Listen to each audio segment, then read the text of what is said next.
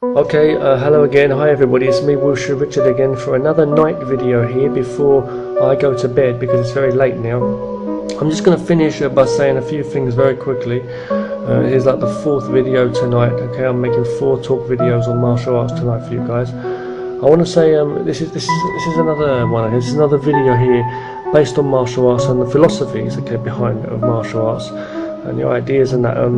This one's about ninjutsu, or let's say the ninja way. Okay, and you know, in this day and age, if you talk about ninjas, people will laugh, I'm sure. Even if there are movies and things about this kind of stuff and the characters portrayed in video games and stuff, but if you speak about this stuff, people will laugh because they think it's some kind of character, like Ronald McDonald or, you know, the Colonel of KFC. That's what they see it. They don't really understand, you know. You see what I'm saying? It's like they can't separate the difference. It's like you've got characters like in Street Fighter, like, you know, Ryu and that, and they think, oh yeah, karate, but they don't really, oh, he's a badass, you know, but they don't really focus that that's a real martial art, karate too. And things like, you know, things like that, or MMA and stuff, this brutal stuff you see in MMA, but a lot of people don't realise this is entertainment, you know, but it's like, can you really connect with humanity as well? Violence isn't really necessary. There's a lot so let's get to the point what I'm trying to say. With the ninja way, a true ninja, so the ninja way, the ancient way of the ninja, we don't know enough about them. A lot of people don't know enough about them. But when it comes to stealth, and I'm going to bring this topic up again that I've said before, I believe they were the masters of it, and they were the masters of combat because of that. Because if you are invisible, and if you can't be tracked down, if no one knows who you are, where their opponent is, it's like a ghost. They can't see you, they can't feel you, they won't suspect you, they won't smell you at all. Until you stink, they won't be able to deal with you. So you basically literally turn your opponents off. It's like you are that dangerous. It's like a psychopathic mania. It's like no one can deal with you. It's like you're a ghost who can walk through walls almost. So the ninja way in the ancient days, the way they did it, they were masters of stealth. Here they had martial art tactics and all kinds of tactics that were like modern for them at the time, you know, weapons and booby traps and all that, and, you know, camouflage, whatever.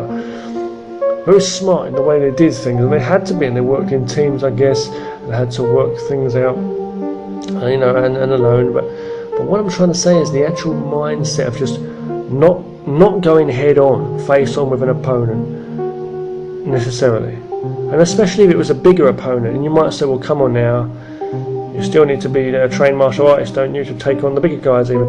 Yeah, but this is the point I'm trying to say. They wouldn't be foolish. They wouldn't walk up to someone or let's say one guy walks up, you know, with his sword or whatever it may, or knives or whatever it be holding as a ninja, and then you're surrounded by 20 people with you know, bows and arrows and swords and whatever. You see what I'm trying to say? You don't go up against the bigger thing. You don't put yourself at risk in any time, in any way. They wouldn't feel comfortable approaching the castle or whatever to attack. They wouldn't feel comfortable even walking through the forest nearby, because the king will have his watchmen and stuff in the forest looking to see if anyone's coming by. And back then they didn't have night vision goggles and infrared, whatever, you know, binoculars and stuff. But you see what I'm trying to say? So if you were walking through there and you were rustling in the bushes or just walking around shouting, you know, just carrying your weapons, and, you know, plus they were very smart because they didn't carry like too much heavy stuff. And so supposedly, you know, so it's like they'd be very smart using the surroundings to make things like survival and stuff. They're wise back in there. So what I'm trying to say is they had to be masters of stealth. Their bodies, their mind, body, spirit and soul, to really acknowledge, you know, survival as well as attacking, and they'd be so smart. So what I'm trying to say is, regardless of if it was big missions or if it was hand-to-hand combat, they'd be like ghosts. They'd fight really in a way that you wouldn't be ready for. And they had to do it that way, and I feel they were the smartest, because they would not put themselves at risk of getting hurt, because if they did that, they'd see that as, if you get hit, they train for real combat, and you have to be, and it's like in martial arts anyway, you train like you don't want to get hit, because if you get hit, you get killed. You know what I'm saying? So it's like You don't just get punched lightly by like someone in pads, like, you know, padded up modern day sport fighting. No, it's like you get stabbed, you get slashed, you lose something, you know, you get really finished off, you know. So they train to be deadly, you know, like to take out their opponents and to never risk being hurt in the slightest. So they'll be going in, and don't you think this is the smartest way to be?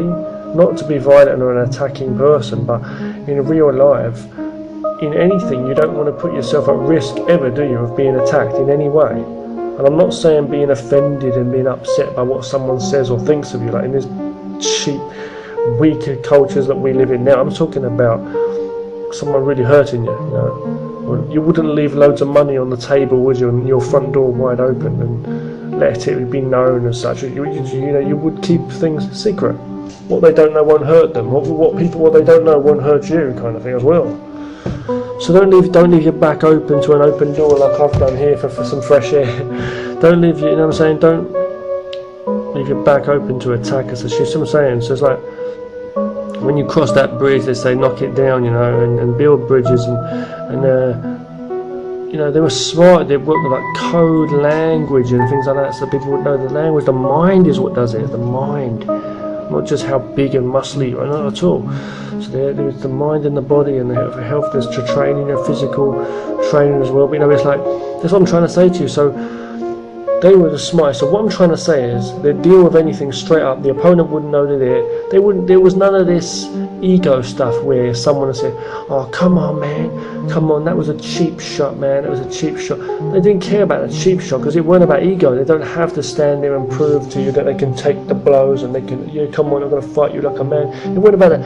They don't want this hassle. They just want to get their job done. And that's what we should be like in life, just going through our lives, not trying to get jobs done or trying to attack people, but focusing in our mind to actually get by each day and not race through our lives. Just take it easy and calmly, go in the path of nature, understand life is beautiful, try and make the most of every situation, not just a fighter or such, but like as a human being loving life, but with that kind of tactic and that way. Now, instead of anything, arguments or anything with people, you don't have to be like that, mind versus mind. You don't have to tell everybody your things you don't want to tell them. Keep it to yourself and they won't know it. Don't put yourself on show. And people will still try and pick at you and make fun of you, this or that. But don't worry, don't be hurt by it. You know what I'm saying? The true thing is the self-respect inside and the health. That's what comes before anything else. People can mock you for the way you draw a picture or your cooking, or that smells terrible, man. They can be nasty, but at the end of the day, you know, you're not doing it for everybody else and for that anyway. You know, so don't worry about people. So don't let them get to you. So I'm trying to say, feel like you've got to be totally absent as such, and anything they say will just be made to be. You know what I'm saying? It's like, it's just, you know what I mean? They can't hurt you as such, and you still get done what you want to get done. And it's not dealing with this person, dealing with that person. Not the case.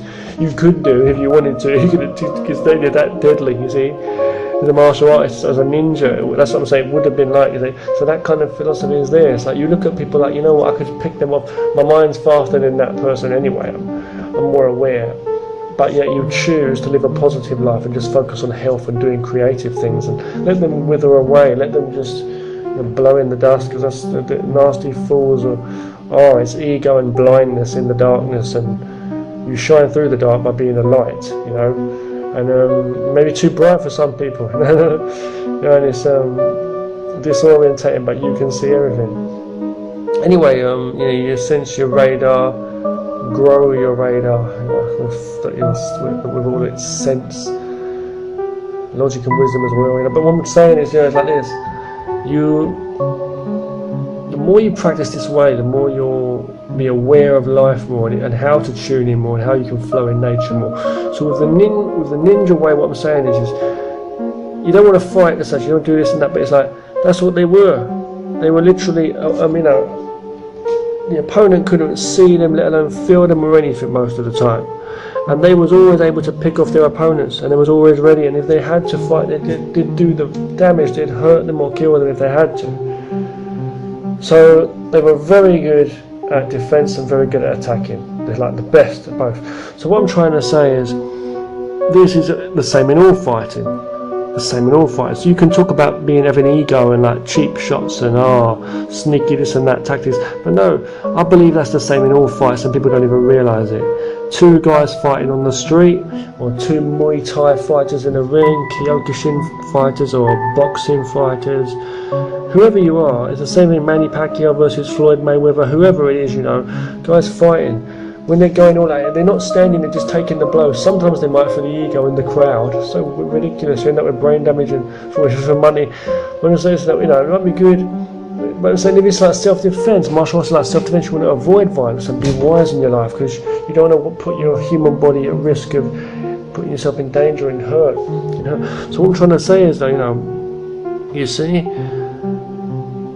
when they're fighting, when two people are fighting, even two boxers in the ring, they're still working the technique, right? It's like they want to set this guy up. They'll throw a high punch or a hit, the guy will cover up, then he'll move to the side and do a body shot. You see, he'll cover up here and do another shot. So the guy didn't see that one coming. He set him up for that. You're constantly using strategy, right? Boxers always study each other, plus shadow box and plus train with their trainers to get strategy of how to actually move around certain things. They don't want to get hit all the damn time. It slows them down, they waste time. They want to make sure they pick the opponent off. They can work around those techniques and strike in, right? And that's the art of the boxing. The art of boxing, or the art of anything, is not to.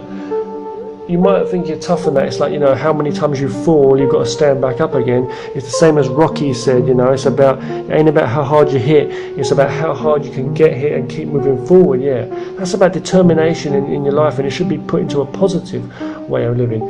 But what I'm saying is like, it's not to say that you want to get hit, or you want to, how many times you cross the street and get hit by a car, or just cross the train tracks. You can't be a fool like that, because one day it might come back and you get smacked back in the face. You get really, there's no coming back. So it should always be a lesson for you to not be negative, to learn about balance. The more you learn about how to balance, and the more you communicate and listen with people, to people when they're speaking humbly, when you speak with people, you can't not learn in this one life. You will get more of an understanding and experience. You stop learning when you think you know everything, and you've got that ego. So you've got to be smart like that and use it for yourself. Don't follow people, or don't do it for people. You've got to be free. Don't carry all that extra baggage like the ninja. They try and use things along the way. They don't carry too much heavy stuff. They work in teams if they can, and they work what they can do by themselves and what they can do with others in certain strategic ways. But I'm saying the ultimate thing is being natural in the flow, invisible, direct, and it's like the same thing. So in fighting and like boxing, it's the same thing. So you set yourself up, you set the opponent up, so you wouldn't tell them what you're going to do. So at the end of the day, keep out of fights. And if you are going to fight in combat, if you have to, then you've got to be invisible, and that strike's got to go with power to do whatever you've got to do, or efficient. Now, I'm not telling people to be violent. I'm just saying that with self-defense is the best way to go. Don't get into arguments, don't get into fights, keep out of that. If you do need to fight, be ready. And train all the different skills you can, the best you can, okay? In terms of blocking and guarding, locking, grappling, all that, fair enough. But the striking, and don't let the opponent see the shot, and definitely let the opponent feel the shot, But I'm just saying, I'm not saying hurt people. It's about, self-defense and being real. And what I'm saying is training, what we do in martial arts is for our life, to make us better people, not stronger than everybody else, maybe not even as confident enough and that, or full of ego to stand up to someone, or big and that tough to stand and take blows, but it teaches you to realise you can become a better you every day, and even if you fall, you stand up again, and it teaches you to be more, more focused, into being more creative and avoiding fights. And when you avoid more hassle in your life and you avoid trouble, why, it's putting a smile on my face just saying it, you can find more beauty in life, and you can do more wonderful things in life. You have more time and more free, you'll feel better, more comfortable and healthy, and you can go and do better things in your life. You see, and you can put that energy in that and train, and not only train for combat always, even though you might have to train, but it's like train while you're doing other things too. Train it so it becomes more naturally part of you. So you don't just train combat when you're in a martial arts school, or training in certain difficult situations. You're training all the time.